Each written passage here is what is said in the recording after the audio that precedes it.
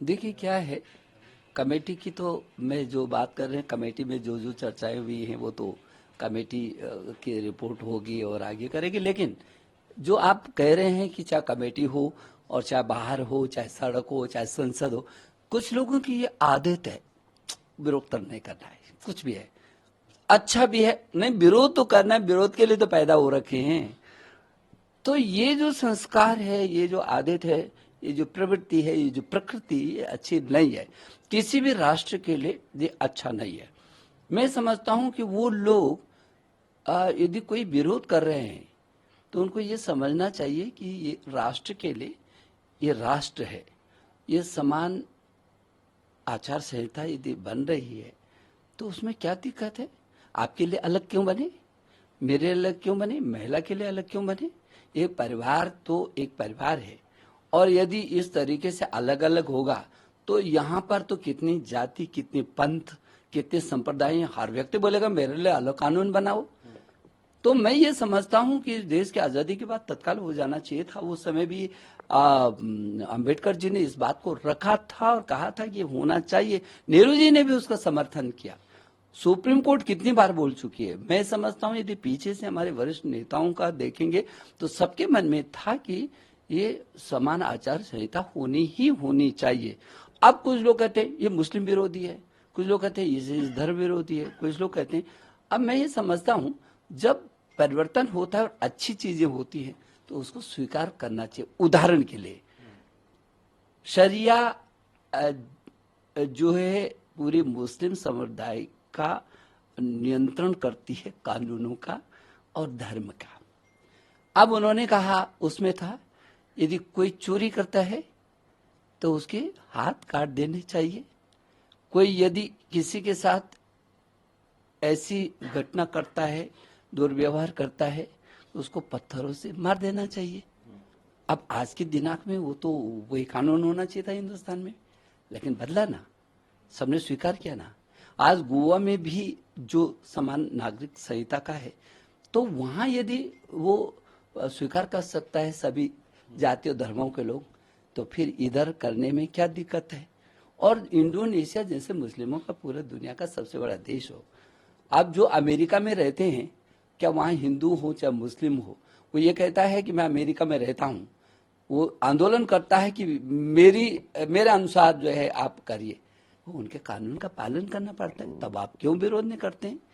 तो मैं समझता हूँ हिंदुस्तान के लिए बहुत अच्छा अवसर है जब समान आचार संहिता लागू होनी चाहिए। और मुझे तो खुशी है, मैं उत्तराखंड के मुख्यमंत्री को इस बात की बधाई भी देना चाहता हूँ कि उन्होंने काफ़ी अच्छी पहल की है, और उनकी रिपोर्ट भी जो है, जो कमेटी का है, जिसने दर्जनों दर्जनों बार मीटिंगें की हैं और उसके बाद उनकी रिपोर्ट आई है। और मुझे लगता है कि जो इस समय विधि आयोग है, उस विधि आयोग ने पीछे के समय में भी तमाम लोगों से परामर्श कर रहा है, सूचना ले रहे हैं। हाँ, इतना जरूर है कि उसको जो वो ड्राफ्ट है एक पब्लिक डोमेन में डालना चाहिए। जैसे हम एनईपी 2020 जब हम बनाया तो उसका ड्राफ्ट हमने डाल दिया पब्लिक डोमेन में, जिसमें 2.25 लाख सुझाव आए, और हमने एक एक सुझाव को प्रधानमंत्री जी के निर्देश पर उनके सानिध्य में एक एक का विश्लेषण किया। उसी का परिणाम है कि पूरे देश में एनईपी 2020 का कहीं दूर दूर तक कोई विरोध नहीं हुआ। तो सर सवाल यही है कि बहुत से लोग ये कह रहे हैं, दूसरी पार्टी वाले, कि अच्छा हो कि ड्राफ्ट दिया जाए, फिर हम अपनी जो उसमें बातें रखनी है वो आगे रखेंगे हम। नहीं, देखिए सुझाव आए हैं तो कुछ ना कुछ तो बिंदु गए ही होंगे, नहीं तो किस चीज पर सुझाव थे। और मोटा मोटा तो यह है कि समान आचार संहिता लागू होनी चाहिए। तो सभी को मालूम है कि समान आचार संहिता क्या है। हिंदू के पारिवारिक जो कानून है वो ईसाइयों के क्या है, मुस्लिम के क्या है, हिंदूज के क्या है, उससे पहले क्या थे और वर्तमान में क्या है, दुनिया के परिप्रेक्ष्य में क्या है और इस देश के परिप्रेक्ष्य में क्या है।